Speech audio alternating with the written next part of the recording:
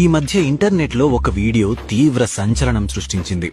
ఒక వ్యక్తి చెప్పిన చిన్న మాట ప్రపంచవ్యాప్తంగా అగ్నిలా వ్యాపించింది. అతనెవరో సామాన్యుడు కాదు. అతని పేరు కిమ్ యోంగ్ హున్. ప్రపంచంలోనే అత్యధిక ఐక్యూ, ఏకంగా 276 ఐక్యూ ఉన్న వ్యక్తిగా రికార్డులు సృష్టించినవాడు. భూమి మీద బ్రతికి ఉన్న అత్యంత తెలివైన వ్యక్తుల్లో ఒకడు. కాని ప్రపంచాన్ని ఆశ్చర్యపరిచింది అతని తెలివితేటలు కాదు, అతను చెప్పిన మాట.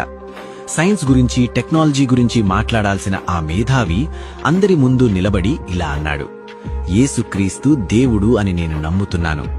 ఆ ఒక్క మాట ఇంటర్నెట్ను కుదిపేసింది. కొందరు ఆశ్చర్యపోయారు, కొందరు ఎగతాళి చేశారు. కాని అతను అక్కడితో ఆగలేదు. మళ్లీ వచ్చి ప్రపంచం కళ్లు తెరిపించే ఇంకొక భయంకరమైన మాట చెప్పాడు. ఈ లోకానికి ముగింపు సమీపించింది. యేసుక్రీస్తు రాకడ త్వరలో జరగబోతోంది.